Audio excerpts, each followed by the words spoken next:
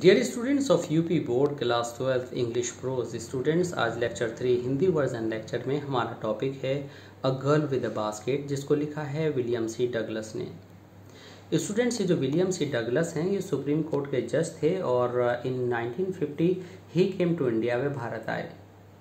Students, उनको भारत का culture, Bharat के लोग बहुत पसंद आए। उन्होंने एक एक्सपीरियंस किया भारत आकर, और उस एक्सपीरियंस को अपने इस ऐसे में, जो कि एक डेस्क्रिप्टिव ऐसे कहलाया जा सकता है, a girl with a basket में, उन्होंने एक एक्सपीरियंस शेयर किया कि वह कैसे एक 9 ईयर ओल्ड गर्ल से मिले और वह जो बास्केट बेच रही थी और क्या अनुभव उनको हुआ। आइए जानेंगे आज के lecture 3 a girl with a basket में।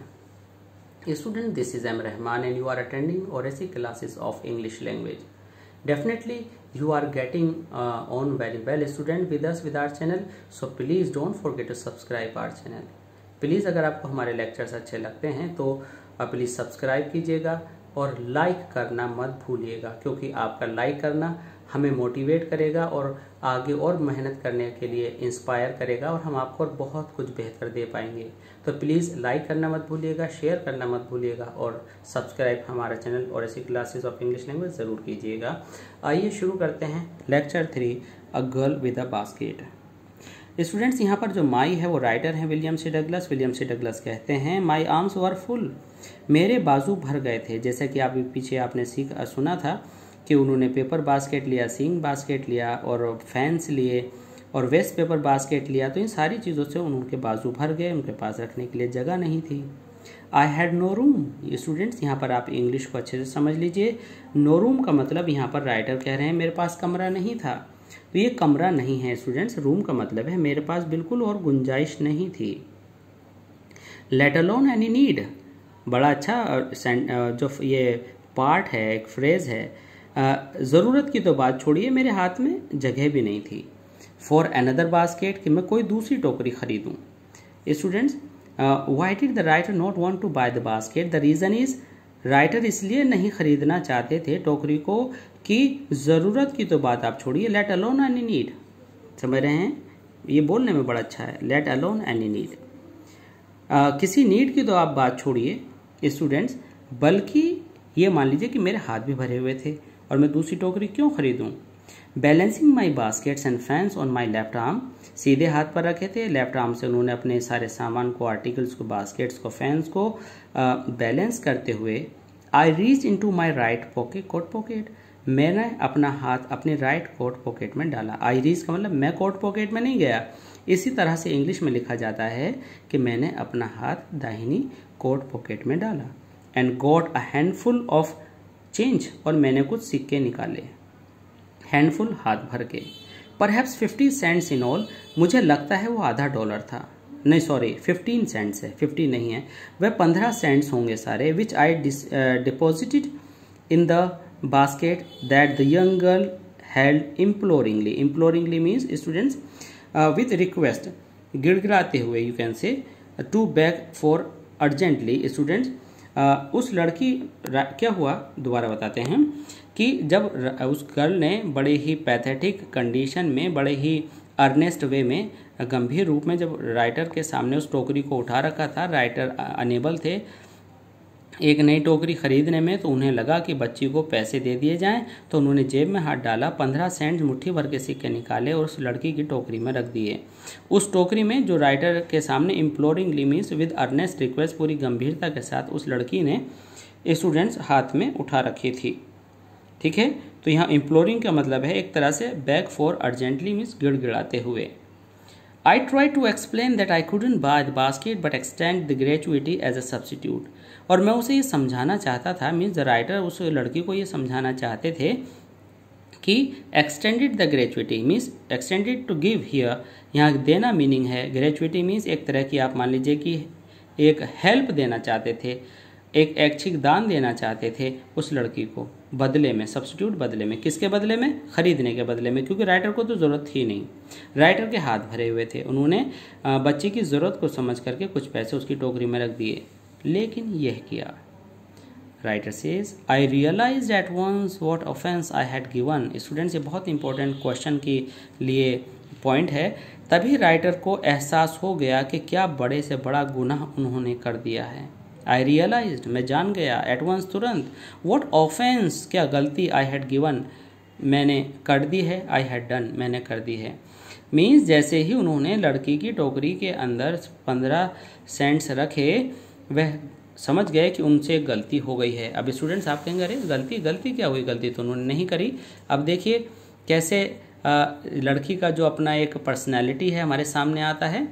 गलती ये हुई स्टूडेंट्स कि वह गर्ल जो था दान नहीं लेना चाहती थी, वह लड़की मेहनत की कमाई खाना चाहती थी। The child of 9 dressed in rags. Students ये पैराग्राफ बिल्कुल अच्छे से ध्यान से सुनिएगा। ये जो 9 वर्ष की लड़की थी फटे हाल कपड़ों में थी, on the edge of starvation, जो भूखमरी की कगार पर थी, मरने के लिए तैयार थी, मतलब बुरी हालत में थी। रेज्ड हर चिन, उसने अपनी ठोड़ी उठाई। रीच्ड इनटू द बास्केट, मतलब अपना हाथ बास्केट में पहुंचाया। And with all the pride and graciousness, और पूरी शालीनता और गर्व के साथ, ऑफ ए लेडी, एक स्त्री वाली शालीनता के साथ और गंभीरता के साथ, handed the money back to me, मुझे वह रुपया वापस लौटा दिया। There was only one thing I could do, writer तो सोच में पड़ गए। उन्होंने कहा भाई मेरे पास तो केवल एक ही रास्ता बचा था जो मैं कर सकता था। आई बोट द बास्केट, मजबूरी में मैंने बास्केट खरीद ली। अब जब बास्केट बिक गई और लड़की को पैसे मिल गए, अब वो लड़की सेटिस्फाइड हो गई कि चलो मैंने पैसे जो लिए हैं वो टोकरी को बेच कर लिए हैं, दान में भीख मांग कर नहीं। ये हाई रेस्पेक्ट थी, सेल्फ एस्टीम थी, सेल्फ रेस्पेक्ट थी उस गर्ल की। शी वाइप्ड हर आईज, उसने अपनी आंखों को वाइप किया, साफ किया। स्माइल्ड, मुस्कुराई, and dash down the platform students, and left the platform, और स्टेशन से नीचे उतर गई। The platform headed for some grass, और नीचे उतर कर हेडेड फॉर, वह आगे बढ़ गई कुछ ग्रास की हट की तरफ। And would have at least 30 cents that night, और उस रात शायद उसने लगभग 30 सेंट्स कमा लिए थे। क्या समझ में आया आपको ये समझ में आया कि राइटर को what mistake did he realise, he realise that he had given those 15 cents in charity and it was his mistake and the girl didn't want to get all this. वो जो 15 सेंट्स उन्होंने उस लड़की को दिए थे, लड़की को वो दान में नहीं लेने थे, वो टोकरी बेच कर लेने थे, बड़ी खुददारी के साथ लेने थे, स्वाभिमान के साथ लेने थे, सेल्फ रेस्पेक्ट के साथ लेने थे। अब राइटर ने क्या किया कि वो समझ गए, जब लड़की ने थोड़ी ऊपर उठाई, अपनी टोकरी में हाथ डाला और वह सेंट्स उठाकर राइटर को वापस देने लगी, तो इससे राइटर को एक जो महिला की जो एक ग्रेशियसनेस होती है, एक महानता, एक शालीनता होती है, गर्व होता है, उसका एहसास हुआ। उसने मनी वापस कर दी। अब राइटर के पास एक ही रास्ता बचा था कि वो टोकरी खरीदें। राइटर ने खरीद ली। लड़की ने खुशी से अपनी आंखें पोंछी, स्माइल किया, डैश डाउन, नीचे प्लेटफॉर्म से उतर गई और अपने घास से बने मकान में कहीं जो कि चली गई, जिसके पास आज लगभग 30 सेंट्स की कमाई हो गई थी। I told this story to Pandit Jawaharlal Nehru, prime minister Pandit Jawaharlal Nehru. I told him it was the reason I had fallen in love with India. Students, ये बहुत इंपॉर्टेंट एक्सप्लेनेशन के हिसाब से जो आपके ये लाइंस हैं, इसको बिल्कुल ध्यान से सुनिएगा, इसके ऊपर शॉर्ट आंसर भी आएगा। राइटर कहते हैं कि ये स्टोरी मैंने पंडित जवाहरलाल नेहरू को बताई, जो मेरे साथ रास्ते में ये सारी बातें हुई थी। मैंने उन्हें बताया कि why I fail in love with India, मैं भारत के साथ लव में क्यों पड़ गया। Now student, this is the short important questions, one of the most important questions that you will face in your examination, and the question is, why did William C. Douglas fall in love with India? The answer is, William C. Douglas fall in love with India after the meeting of that 9-year-old girl, because that girl gives a glimpse of warm soul of India. And students, she made the writer realize that the Indian people are not begging anything, but they want to take hard-earned money. They want to take money only after selling something. They do not want to accept any gratuity. Students, उस लड़की ने writer को realise करा दिया कि यहाँ के सारे जो लोग हैं वो बहुत ही अपने सेल्फ रेस्पेक्ट की केयर करते हैं, वह स्वावलंबी हैं और वह स्वाभिमानी हैं, अपने स्वाभिमान को भीख लेकर गिरने नहीं देते। और ये कहानी उस लड़की की राइटर ने जवाहरलाल नेहरू को सुनाई। राइटर ने कहा, the people I saw in India, कि जो लोग मैंने भारत के अंदर देखे हैं। इन स्टूडेंट्स, इन वर्ड्स को अंडरलाइन कीजिएगा।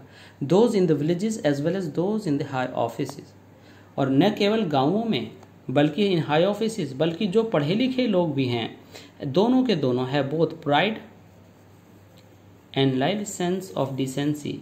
उनको डिसेंसी स्टूडेंट्स किसे कहते हैं? मोडेस्टी, सोशल और मोरल प्रायोरिटीज वे जानते हैं।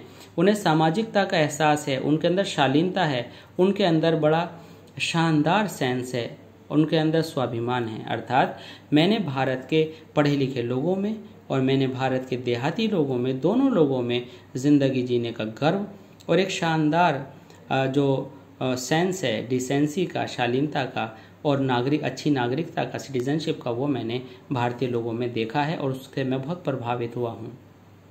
They also have a passion for independence. उनके मन में इंडिपेंडेंट रहने की एक पैशन है, वह स्वतंत्र रहने के लिए बड़े ही लालायित हैं, एक जज्बा है।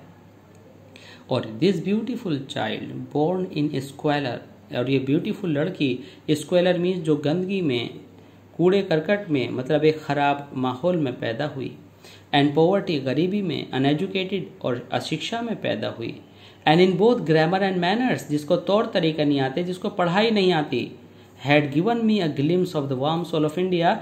इस लड़की ने मुझे भारत की एक बहुत ही शानदार झलक दी है। तो स्टूडेंट्स, यहाँ पर हमने जाना कि जो लड़की राइटर विलियम सी डगलस को मिली थी, उन्होंने ये एक्सपीरियंस शेयर किया उस समय के कंटेम्प्रेरी प्राइम मिनिस्टर मिस्टर पंडित जवाहरलाल नेहरू से, और उन्होंने कहा कि उससे बात करके मुझे पता चला कि भारत के लोग न केवल पढ़े लिखे बल्कि जो गांव के या अनपढ़ लोग हैं उनके अंदर भी लिव सेंस ऑफ डिसेंसी और सिटीजनशिप है, उनके अंदर भी नागरिकता का अच्छा गुण है और वे भी स्टूडेंट्स बहुत ज़्यादा डिसेंट हैं, बहुत शालीन हैं और उनके अंदर स्वाभिमान है और उनके अंदर स्वतंत्रता के लिए एक बहुत बड़ा जज्बा है। और ये लड़की जो कि गंदगी में जन्मी थी, गरीबी में जन्मी थी, अशिक्षा और बिना किसी सिविलाइज्ड एटिकेट्स और मैनर्स के जन्मी थी, उसने मुझे भारत की एक बहुत ही प्यारी सी झलक दी है और मैं स्टूडेंट्स इस भारत की कल्चर से एक बार फिर प्रेम करने लगा हूँ। तो student, this was the answer, why did the writer fall in love with India. तो इसके साथ ही student, this is all in this chapter. I hope students कि ये चैप्टर आपको पसंद आया होगा और प्लीज़ अपने इन लेक्चर्स को कंटिन्यू रखने के लिए सबसे पहले हमारे लेक्चर्स की वीडियोस प्राप्त करने के लिए प्लीज़ सब्सक्राइब कीजिएगा हमारे चैनल और इसी क्लासेस ऑफ इंग्लिश लैंग्वेज को। स्टूडेंट्स, प्लीज़ देखते रहिए और लेक्चर्स आपके अच्छे लगते हैं तो प्लीज़ लाइक करना मत भूलिएगा। प्लीज़ लाइक कीजिए और सब्सक्राइब कीजिए हमारे चैनल को। स्टूडेंट्स, जितना सब्सक्रिप्शन इसका आप बढ़ाएंगे स्टूडेंट्स उतना ही हम आपको और बेहतर दे पाएंगे, सक्षम हो पाएंगे। तो प्लीज़ डू दिस। थैंक्स।